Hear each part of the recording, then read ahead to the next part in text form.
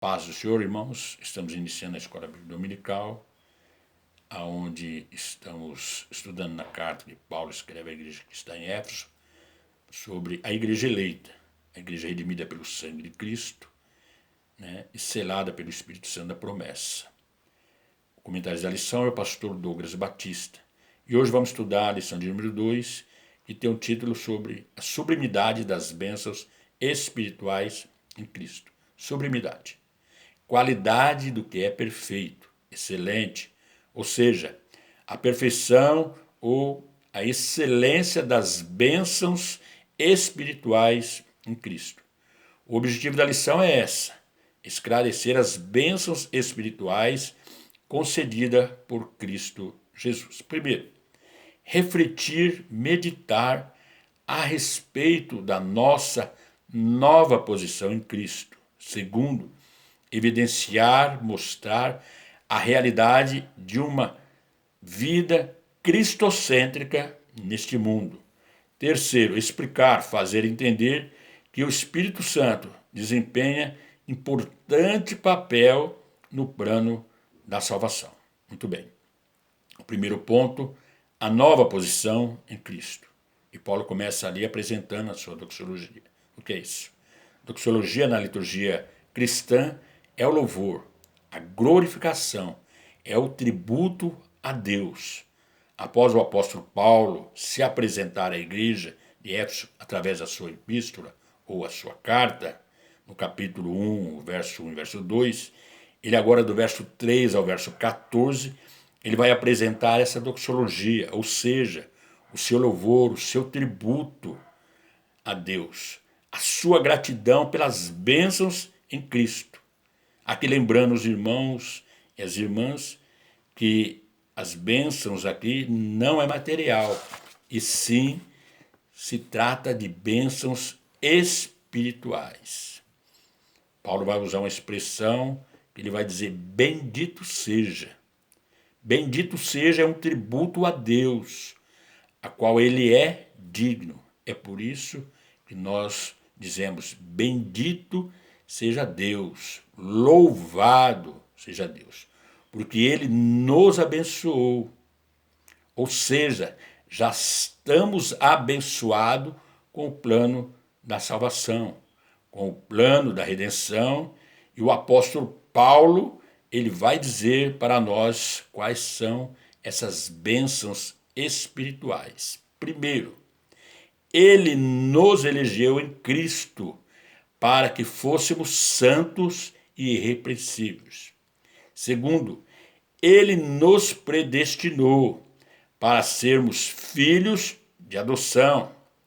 E terceiro, ele nos redimiu pelo sangue, perdoou os nossos pecados e as nossas ofensas pelo sangue de Cristo.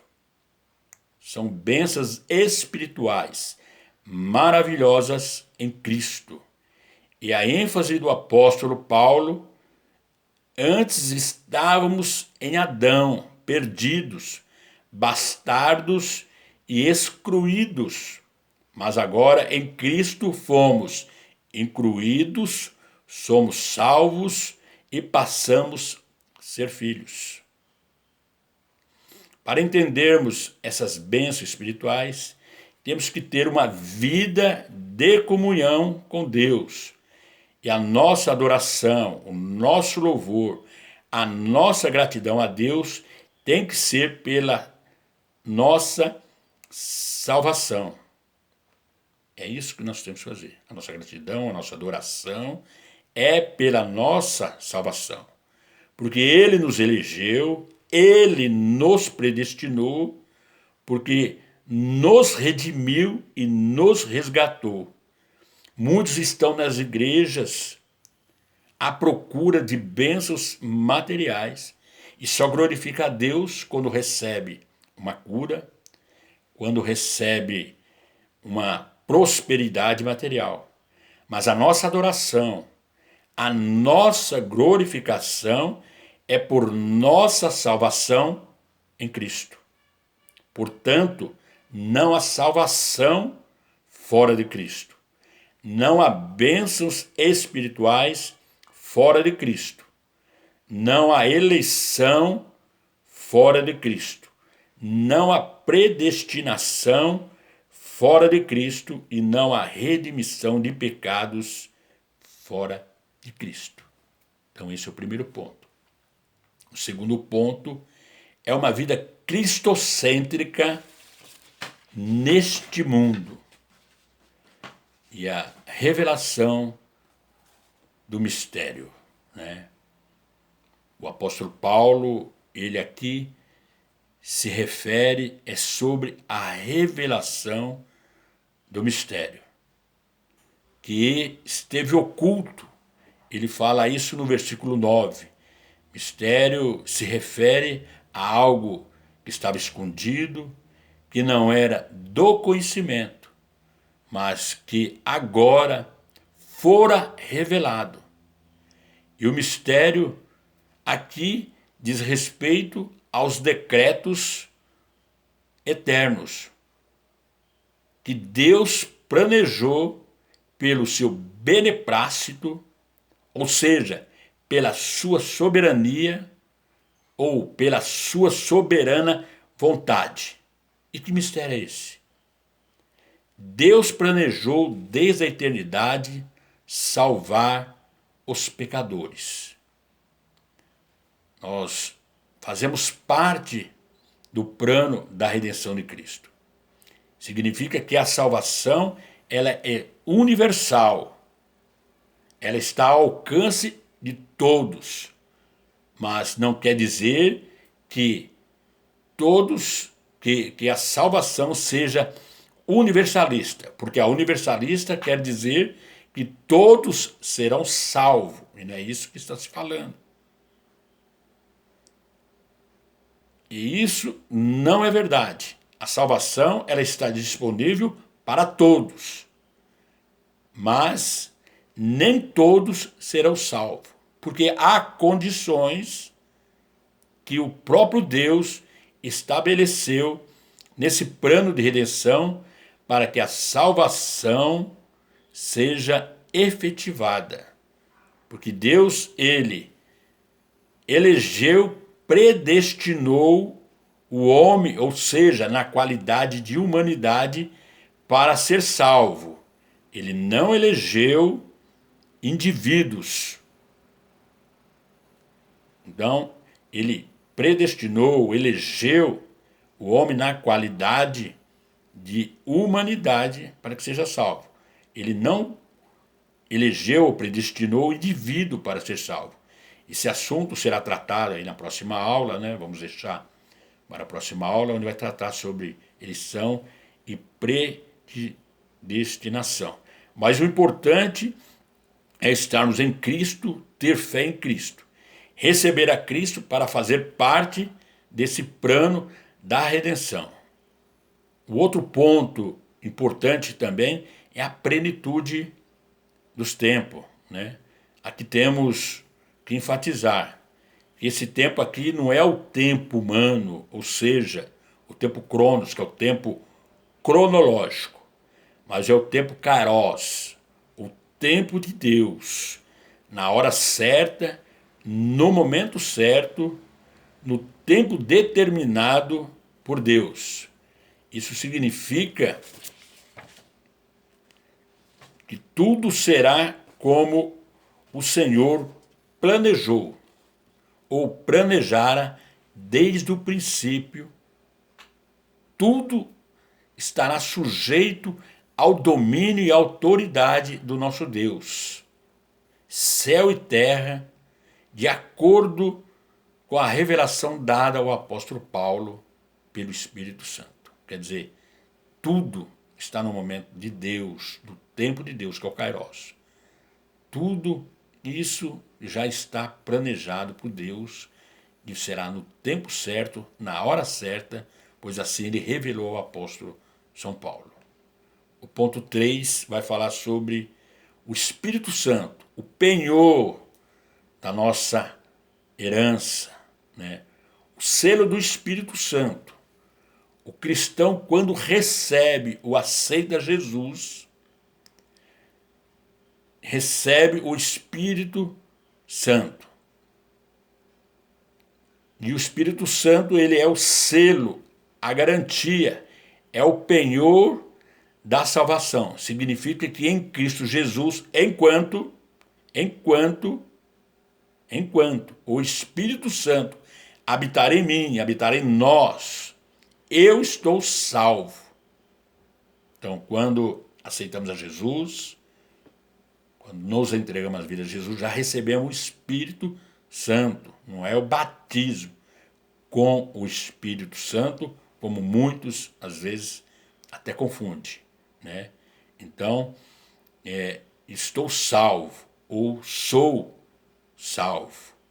Então, não há necessidade desses modismos que surgem sobre, às vezes, fazer rebatismo, né, ou se converter novamente. Isso tudo é modismo à heresia. O Espírito Santo habita em nós. Ele é o penhor, ele é a garantia da nossa salvação. Já o batismo com o Espírito Santo acontece após a regeneração.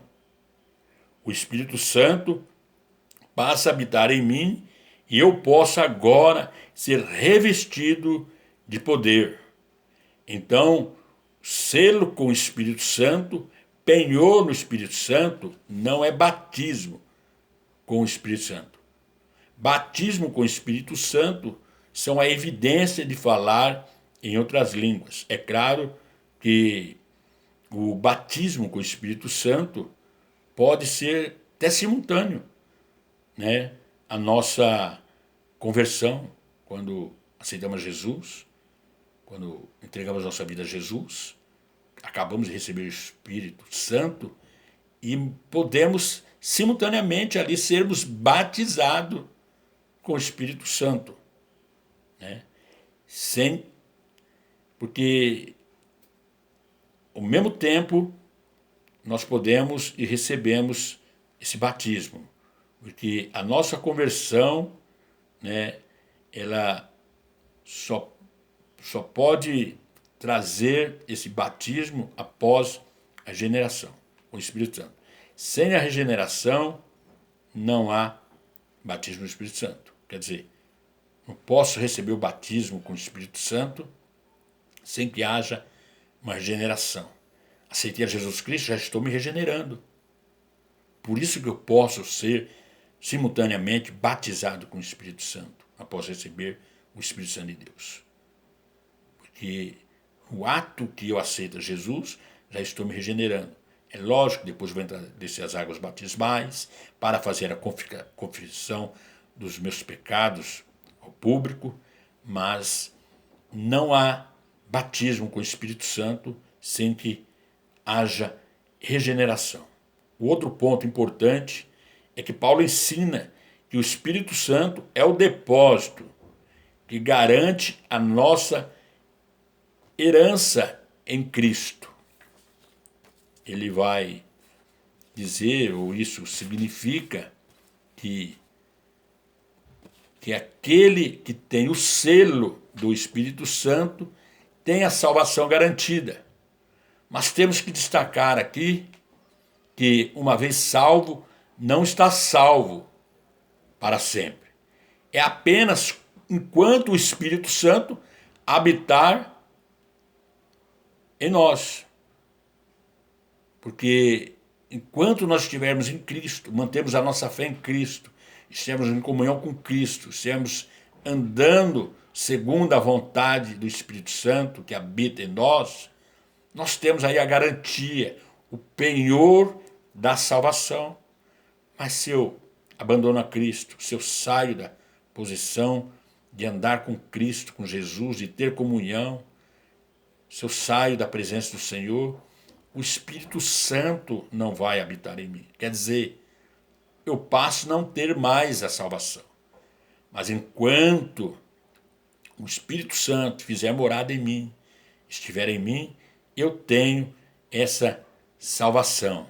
Enquanto o Espírito Santo habitar em nós, pois entendemos à luz das Sagradas Escrituras e depois de experimentarmos o milagre do novo nascimento, a regeneração, né, o crente tem a responsabilidade de zelar pela manutenção da salvação a ele oferecida gratuitamente. Então é isso. Pois você tem esse novo nascimento em Cristo, entregou a vida a Cristo, né? Você é selado com o Espírito Santo. Você tem a garantia da salvação. Mas para que você tenha essa garantia eterna, para quando você partir daqui, você tem que manter por esse zelo, você tem que cuidar, porque você recebeu gratuitamente de Cristo pelo seu sacrifício. Então é isso, irmãos. Então, uma vez salvo, salvo para sempre? Não. E isso também está na nossa declaração de fé. Está lá redigida ali pela nossa convenção, a CGADB, está lá na nossa declaração de fé. Não sei se os irmãos conhecem, se os irmãos já algum dia abriu ou procurou sobre as nossas declarações de fé. Tem mais ou menos, acho que de 12 a 16 capítulos, tem umas 120 páginas. Ele vai falar sobre a nossa declaração de fé, declaração da igreja. Eu não sei. Isso é bom, era bom ter que os irmãos tenham um pouco de conhecimento, né? Porque toda a nossa declaração de fé que está redigida pela nossa convenção, ela é pautada dentro da Bíblia. Então é bom até que os obreiros conheçam, né?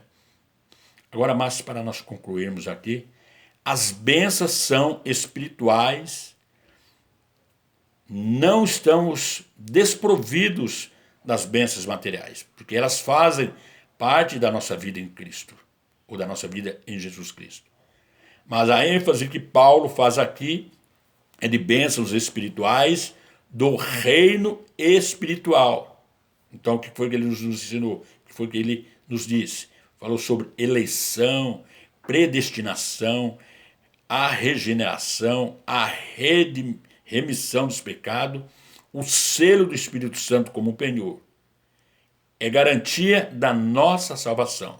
Portanto, Deus tem que ser glorificado, exaltado pelas bênçãos espirituais que Ele nos tem dados.